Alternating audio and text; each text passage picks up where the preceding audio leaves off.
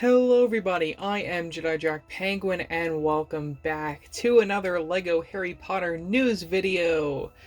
So we've been getting lots and lots of picture leaks lately, and here we have the entire June/August wave of LEGO Harry Potter, which actually turned out a lot better than I expected. I mean, initially just reading what these sets were going to be, I wasn't really excited, but now with these pictures, I think we actually have quite a solid wave on our hands. One other thing I should note before moving forward is both Gringotts Wizarding Bank as well as Hogwarts Castle with Grounds, that microscale Hogwarts set, are still coming.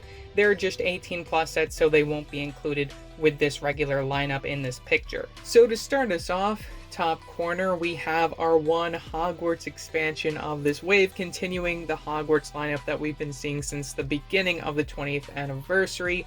And I think this may actually be our best build for a Hogwarts expansion from this lineup that we've ever gotten. For sure, one of the things I'm most excited to see in this set is going to be our minifigure of Scabier, which is one of the Snatchers. That I'm really excited to finally be getting in LEGO form, but this is yet another Deathly Hallows set, recreating the battle between Harry and Voldemort. You should be able to get Neville in this set, maybe even a Nagini, and we're even going to be able to recreate that scene between Bellatrix and Molly Weasley, because we have the actual entrance to the Great Hall here, which is really great to see that they included that, and even a little bit of the courtyards. I'm really interested to see how the interiors look on this set, though for the price that you're paying, which I believe is $80, I'll correct myself on screen if I'm wrong, I think this is going to be a very popular set, not only because it's Deathly Hallows and includes a lot of really neat minifigures, but because this has to be one of the better Hogwarts expansions that we're probably going to be getting for this lineup. Moving right along, we have Dobby the House Elf, a buildable Dobby the House Elf, which looks kinda creepy. I'm interested to see more pictures of this one. I expect the eyes will be printed. Looks like he comes with Tom Riddle's diary, as well as a mini build for the cake that Petunia made for the Masons. I think that's really adorable. Next up, we have probably the set I'm least excited for, that being the Quidditch Trunk, which is made in the same sort of style as the Hogwarts Magical Trunk we saw in March of last year. I mean, it's nice to get all of those Quidditch robes. You get one for each house, I believe, maybe even two. I'm not exactly sure. I know that we're getting named characters in here of all the Seekers: Harry, Draco, Cedric, and Cho. And you're also supposed to get a bunch of different facial expressions and hair pieces, just like that Magical Trunk set, so then you can actually customize them into other players. Of course, you have your main goalposts and a little bit of the stadium there, which is nice, and a bunch of the different accessories, and maybe even a way to keep score of the points, it looks like. One thing I do have to say right off the bat, though, is that it does kind of look like they have their capes, which I really do hope that they include capes on these uniforms. That would be amazing. Probably the set I was most excited for when I first heard about is Expecto Patronum, which, as you can see, is a giant brick-built stag Patronus, Harry's Patronus rebuilt there, or actually Harry's father's Patronus, what he turned into as an animagus. I think it's really great, this build, and definitely blows all of the other buildable characters that they've ever made out of the park. I mean, it just looks so majestic, and also the blue color scheme, it looks fantastic. I'm really excited to get this one in hand. It also looks like there's a little plaque with something written on it, probably Expecto Patronum. And I know our two minifigures included are going to be Harry Potter as well as Remus Lupin. Whether or not they're actually going to come with the minifigure scale versions of their Patronuses, we're going to have to wait and see.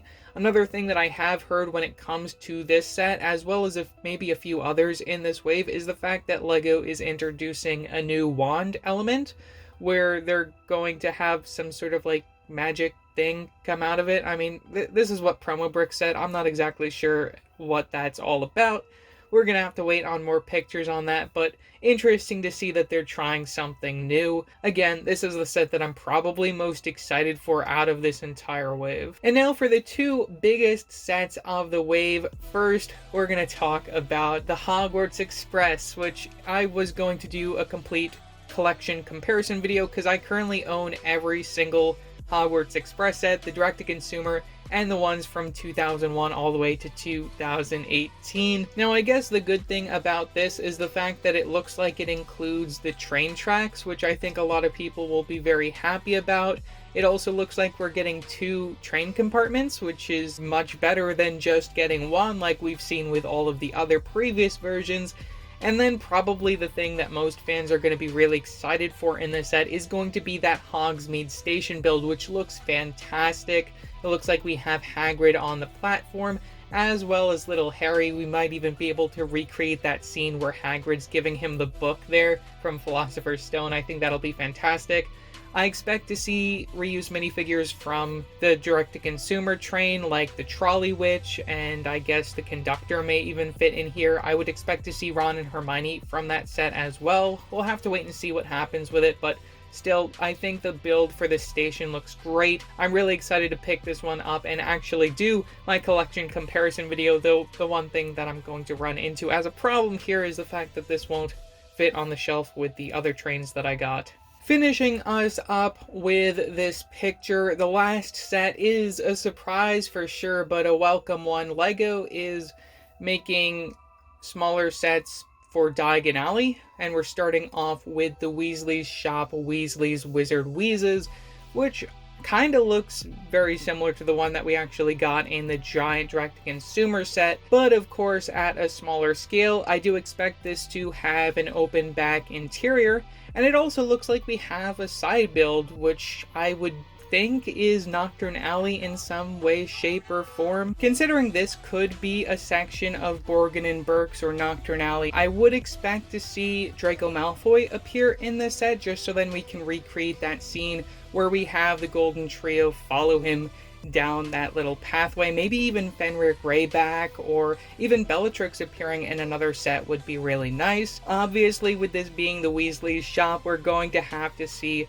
both of the Weasley twins, Fred and George Weasley. Maybe we'll even see Molly in this set, or Lavender Brown I think would be an amazing inclusion. We've only ever seen her one other time. Just so many possibilities. I think that set could be really great, and another thing that I'm just gonna throw out there is that I really wish that this was in scale to the ones that we got back in 2011, the Diagon Alley set we got back then. We're gonna have to wait and see for more pictures to see if this will actually be in scale with those. I am crossing my fingers because I would like to start up another display with those sets in mind. So yeah, that's all that I have to say for this video. So many great leaks as of lately, especially for LEGO Disney. Has been knocking it out of the park, and I've actually considered maybe like waiting on some of these and just picking up some of those Disney sets when they release. Really depends on when LEGO releases these sets. Typically, they like to release the Harry Potter wave in Europe first and then wait a little while for North America. Of course, I will be doing another video once we get official pictures, and I'll be running down all the details on these sets for you in that video. In the meantime, leave your thoughts down in the comment section below, what your thoughts are on these sets so far. Also, don't forget to like and subscribe and hit that bell icon so every time I upload a new video. So yeah, that's it for now, and I will see you next time. Bye!